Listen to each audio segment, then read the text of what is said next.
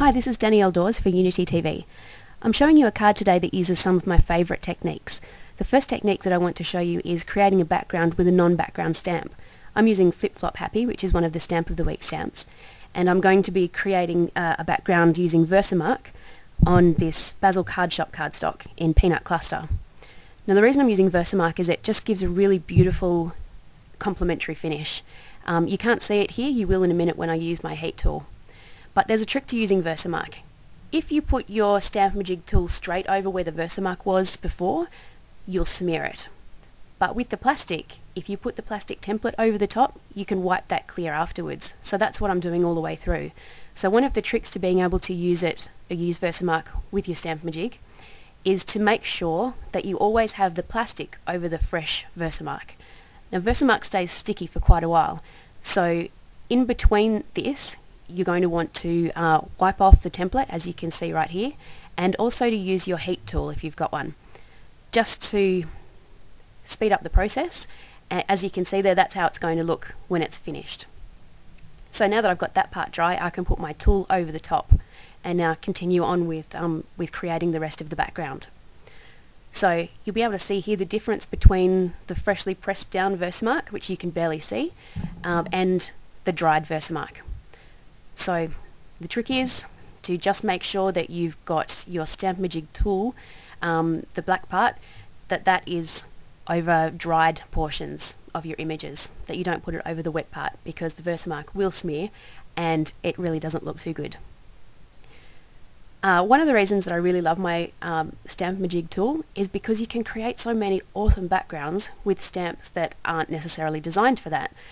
So this stamp is going to work perfectly for my feature image and also for the background. Now the reason I started where I started on the background is because that's where I want my feature image to be, and I want that to be placed exactly where I want it once it's coloured.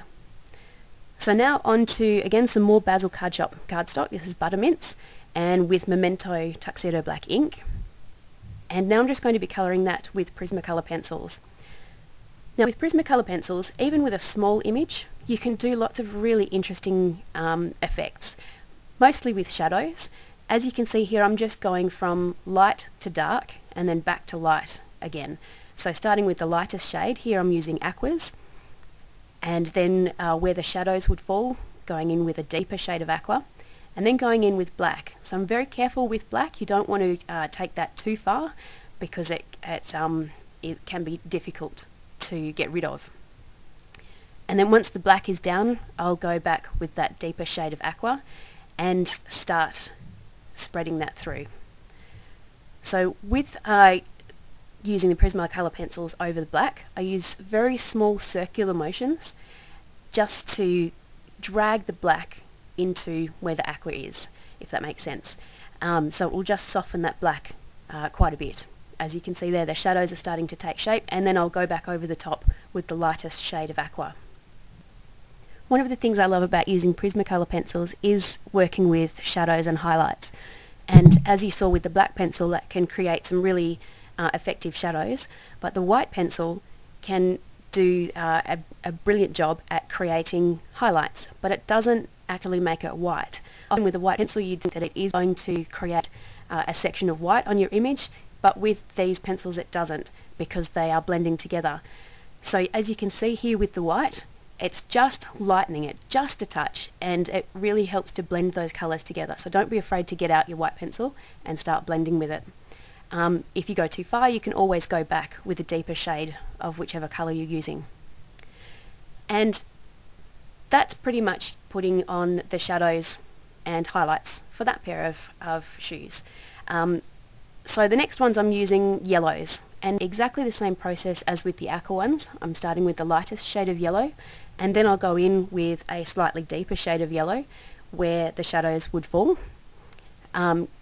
Just going in a very small way around the edges where the shadows would be, and then after this I'll go in again with black. But before I use black, I'm going to use mineral orange.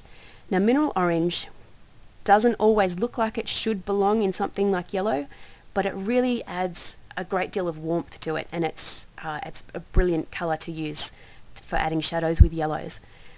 So then just a very fine amount of black, and then I'll go back in with mineral orange and then back in again with yellow. So as you can see, my process is generally to start with the lightest shade of colour, work all the way to the deepest, and then back again with the lightest. It just seems to work well for me with blending colours that way. So as you can see, blending all that in, and then in a moment I'll go back with my white pencil and just blend all of that together. Now another favourite technique that I wanted to show you is using Spellbinders to mask off my image to add some sponged distress ink. I use Scotch tape to keep my Spellbinders dies in place when I'm running them through my Big Shot, and after that Scotch tape has come off the excess, it's not as sticky anymore, and so I can just turn it around as you saw and use it to tack that die in place. So now using a sponge dauber, which is just loaded up with antique linen distress ink, I'm going with small circular motions again, starting off the image and off the die, and you just go over as you would ordinarily and get the ink to go from the outside in.